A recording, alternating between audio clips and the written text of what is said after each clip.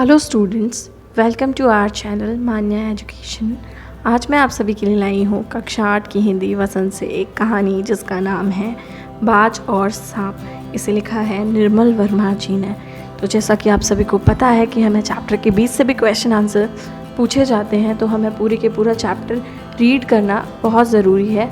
Last में मैं chapter को समराइज़ करूँगी। तो शुरू करते हैं आज की कहानी को। समुद्र के किनारे ऊंचे पर्वत की अंधेरी गुफा में एक सांप रहता था। समुद्र की तूफानी लहरें धूप में चमकती, झिलमिलाती और दिन भर पर्वत की चट्टानों से टकराती रहती थी। पर्वत की अंधेरी घाटियों में एक नदी भी बहती थी। वह अपने रास्ते पर बिखरे पत्थरों को तोड़ती, शोर मचाती हुई यह नदी बड़े जोर से समुद्र की ओर लपकती जाती थी। जिस जगह पर नदी और समुद्र का मिलाप होता था, वहाँ लहरें दूध के झाग सी सफ़ेद दिखाई देती थी। तो क्या होता था, ये नदी और समुद्र जहाँ मिलते थे वहाँ पर झाग बनने के कारण वो सफ़ेद सफ़ेद सा दिखाई देता था। वहाँ पर वो जगह, अपनी गुफा में बैठा हुआ सांप सब कुछ देखा करता। लहरों का गर्जन, इनकी लहरें जो तेज आवाज़ करती थी वो भी सांप देखा करता था, सुना करता था।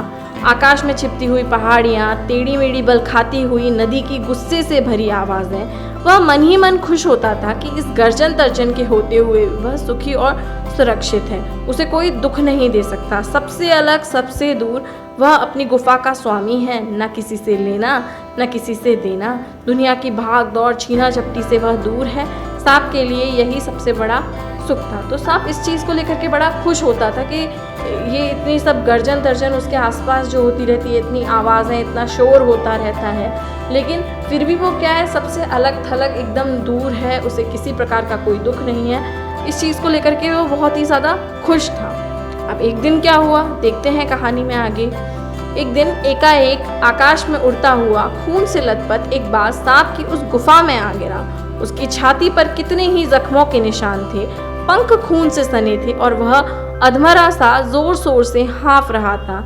जमीन पर गिरते ही उसने एक दर्द भरी चीख मारी और पंखों को फड़फड़ाता हुआ धरती पर लौटने लगा।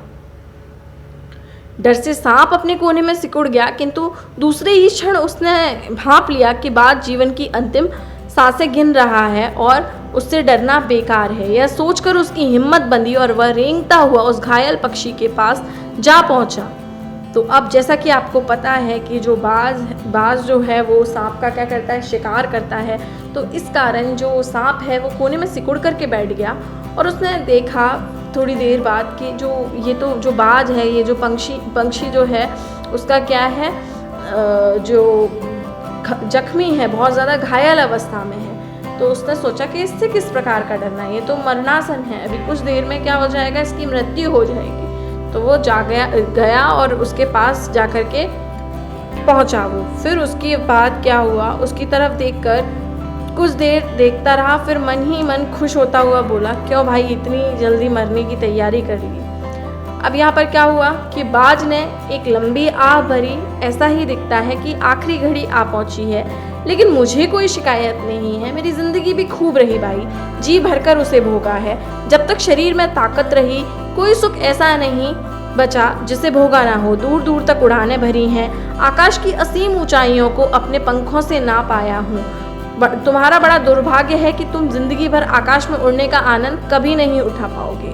तो यहाँ पर बाज ने जो है वो सांप को बताया कि मुझे ऐसा लग रहा है कि मेरी अंतिम घड़ी आ गई है, लेकिन मुझे कोई दुख नहीं है इस बात का, क्योंकि इस दुनिया में ऐसा कोई भी सुख नहीं है जिसे मैंने महसूस ना किया हो। मैंने सारे सुख प्राप्त कर लिए अपने जीवन में। अब ये जो आकाश है उसमें खूब ऊंची ऊंची उड़ानें भरी हैं, जो भी ऊंचाइयां हैं, जितना ऊंचा मैं उड़ सकता हूँ उतनी ऊंचाइयों तक मैं गया हूँ, लेकिन तुम्हारा ये बहुत बड़ा दुर्भाग्य है कि तुम कभी उड़ नहीं सकते, है ना। तो ऐसा कि उसने क्या बोला, बाज ने सांप को बोला। इस पर सांप ने क्या बोला वो सुनिए।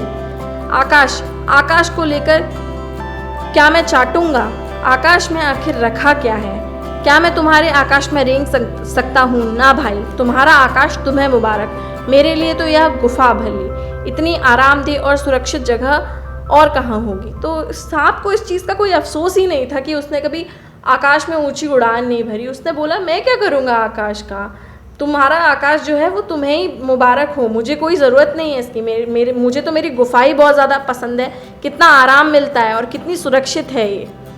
सांप मन ही मन बाज की मूर्खता पर हंस रहा था। वह सोचने लगा कि आखिर उड़ने और रेंगने के बीच में कौन सा भारी अंतर है।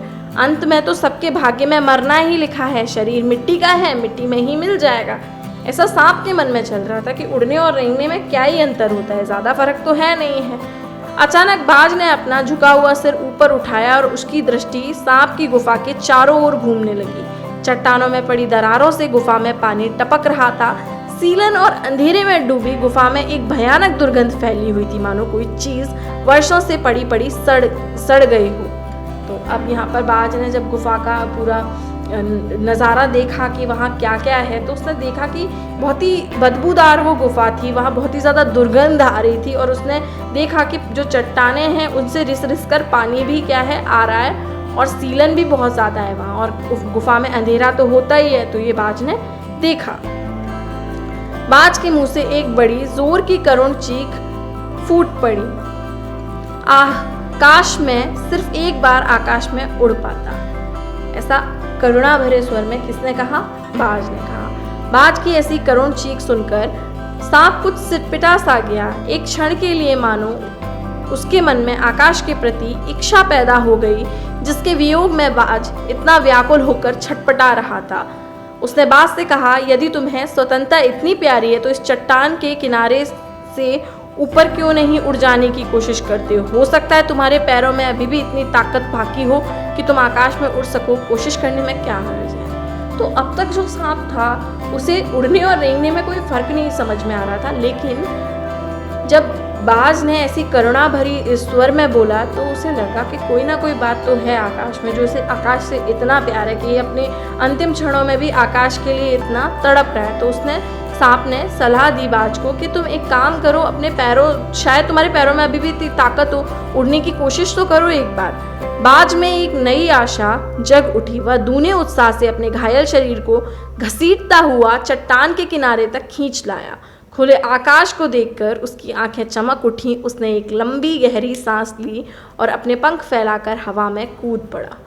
अब क्या है, जो बाज है, सांप के ज़रा सा कहने पर उसमें क्या आ गई, दुगनी हिम्मत आ गई, उसके अंदर उत्साह जाग उठा और वो अपने घायल शरीर को घसीटता हुआ चट्टान के किनारे तक पहुंच गया। और जो आसमान, जो खुला हुआ आसमान है, जैसे ही उसने देखा उसकी आंखों में एक अलग तरह की चमक आ गई, एक अलग तरह की खुशी उसके हृदय को पहुंची। उस समय उसने एक गहरी और लंबी सांस ली और अपने पंखों को फैला करके कहाँ वो कूद पड़ा, हवा में कूद पड़ा।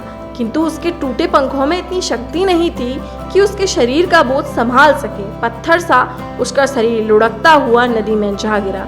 एक लहर ने उठकर उसके पंखों पर जमे खून को धो दिया, उसके थके मांदे शरीर को सफ़ेद फेन से ढक दिया। अपनी गोद में समेटकर उसे अपने सात सागर की ओर ले चली। अब क्या हुआ, उसके जो बाज जो था, उसके जो पंख थे, उनमें इतनी ताकत तो बची नहीं थी कि वो उसके शरीर का भार उठा सके। तो क्या हुआ कि वो उसके शरीर का बोझ संभला नहीं पंखों से, और वो सीधा जैसे कोई पत्थर गिरता है ना, उस तरह से उसका जो शरीर है बाज का, वो लुढ़कता हुआ नदी में जा कर के गिरा। और जो लहर आई और उसने उसके पंखों पर जमा हुआ खून धो दिया। बाज के पंखों पर जमा हुआ खून धुल चुका था लहरों के माध्यम से, और जो उसका थका हुआ शरीर था बाज का, वो भी सफ़ेद फेन से ढक दिया। जो सफ़ेद सफ़ेद झाग उठ रहे थे, उस झाग से उसका पूरा का पूरा थका हुआ शरीर ढक गया। और फिर जो लहर थी वो अपनी गोद में समेटकर जो बाज का जो शरीर था उसे सागर तक ले गई। लहरें चट्टानों पर सिर धुनने लगी, मानो बाज की मृत्यु पर आंसू बहा रही हों। ऐसा लगा कि लहरें जो हैं वो बाज की मृत्यु पर क्या कर रही हैं, रो रही हैं। धीरे धीरे समुद्र के असीम विस्तार में बाज आंखों से ओझल हो गया। जो उसका शरीर था वो कहाँ चला गया, समुद्र में विलीन हो गया। चट्टान की खोखल में बैठा हुआ सांप बड़ी देर तक बाज की मृत्यु और आकाश के लिए उसके प्रेम के विषय में सोचता रहा। अब ये जो बातें थी बहुत ही ज़्यादा वो सोच रहा था कि कितना प्रेम था बाज और आकाश के बीच में, तो इसी विषय पर वो सोचता रहा। बाज की मृत्यु के बारे में भी उसने सोचा। आकाश की असीम शून्यता में क्या ऐसा आकर्षण छिपा है जिसके लिए बाज ने अपने प्राण गंवा दिए? ये प्रश्न उसके मन में चल रहे थे। ये सांप के मन के प्रश्न हैं जो यहाँ चल रहे हैं। वह खुद तो मर गया, लेकिन मेरे दिल का चैन अपने साथ ले गया। न जाने आकाश में क्या खजाना रखा है। एक बार तो मैं भी वहाँ जाकर उसके रहस्य का पता लगाऊंगा, चाहे कुछ देर के लिए ही हो। कम से कम उस आकाश का स्वाद तो चख लूँगा।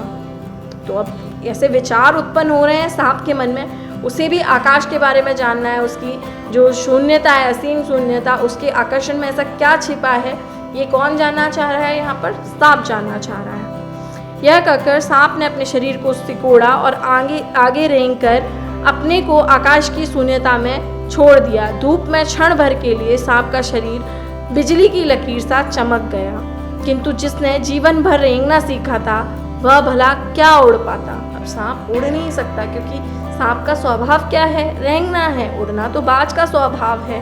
नीचे छोटी छोटी चट्टानों पर थप्प से सांप जा गिरा। ईश्वर की कृपा से बेचारा बच गया, नहीं तो मरने में क्या कसर बाकी थी। सांप हंसते हुए कहने लगा, सो उड़ने का यही आनंद है, भर पाया मैं तो। पक्षी भी कितने मूर्ख हैं, धरती के सुख से अनजान रहकर आकाश की ऊंचाइयों को नापना चाहते हैं, किंतु सब मैंने जान लिया कि आकाश में कुछ नहीं रखा, केवल ढेर सी रोशनी के सिवा वहाँ कुछ भी नहीं। शरीर को संभालने के लिए कोई स्थान नहीं, कोई सहारा नहीं। फिर वे पक्षी किस बूते पर इतनी डींगे हाँकते हैं? किस लिए धरती के प्राणियों को इतना छोटा समझते हैं? अब मैं कभी भी धोखा नहीं खाऊंगा। मैंने आकाश देख लिया और खूब देख लिया। बाज तो बड़ी बड़ी बातें बनाता था, आकाश के गुण गाते थकता नहीं था। उसी की बातों में आकर मैं आकाश में कूदा था। ईश्वर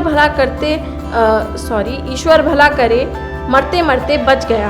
अब तो मेरी यह बात और भी पक्की हो गई है कि अपनी खोखल से बड़ा सुख और कहीं नहीं। धरती पर रेंग लूँगा, मेरे लिए यह सब कुछ, यह बहुत कुछ है।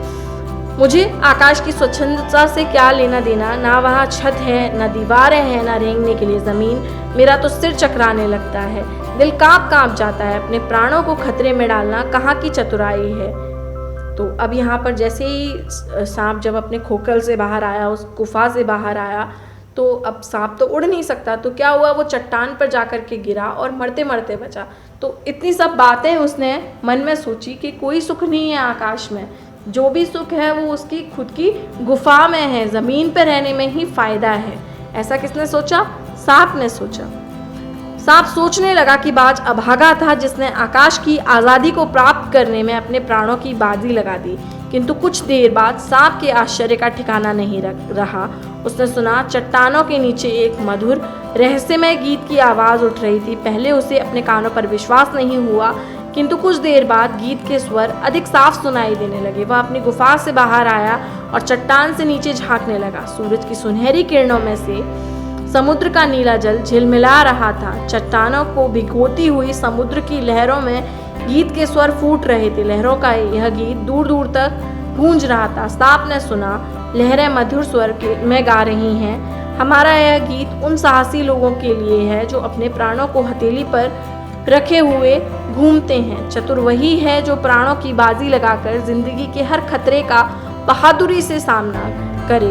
ओ निडरबाज, शत्रुओं से लड़ते हुए तुमने अपना कीमती रक्त बहाया है, पर वह समय अब दूर नहीं है जब तुम्हारे खून की एक एक बूंद जिंदगी के अंधेरे में प्रकाश फैलाएगी और साहसी बहादुर दिलों में स्वतंत्रता और प्रकाश के लिए प्रेम पैदा करेगी। तो जब सांप को कुछ देर बाद ऐसा लगा कि उसको कोई मधुर गीत सुनाई दे रहा, उसने देखा कि चट्टानें और लहरें गा रही थी। और किसके लिए गा रही थी? बाज के लिए ये सब गा रही थी। तुमने अपना जीवन बलिदान कर दिया, किंतु फिर भी तुम अमर हो। जब कभी साहस और वीरता के गीत गाए जाएंगे, तुम्हारा नाम बड़े गर्व और श्रद्धा से लिया जाएगा। हमारा गीत जिंदगी के उन दीवानों के लिए है जो मरकर भी मृत्यु से नहीं डरते। तो लहरें और चट्टानें जो थे वो ये गीत गा रहे थे। किसके लिए? बाज के लिए, क्योंकि बाज ने स्वतंत्रता और प्रकाश के लिए अपनी जान की परवाह भी नहीं की। उसे पता था कि वो नहीं बचेगा, लेकिन फिर भी उसने स्वच्छंद आसमान की, स्वच्छंद आकाश की और प्रकाश की क्या की? चाह की, मरते मरते भी। तो ये कहानी थी सांप और बाज। तो इस कहानी को मैं समराइज़ कर देती हूँ। इसकी समरी ये है, इससे हमें ये शिक्षा मिलती है, मनुष्य को बहादुर और साहसी बनकर जीवन में स्वतंत्रता और प्रकाश हेतु संघर्ष करना चाहिए, जिस तरह बाज ने किया।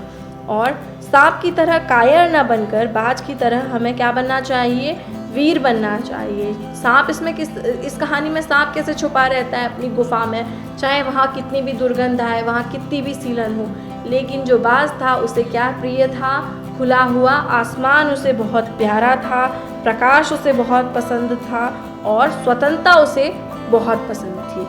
अगर आपको भी ये कहानी पसंद आई हो तो वीडियो को लाइक कीजिए, साथ ही साथ चैनल को सब्सक्राइब भी कीजिए। Thank you.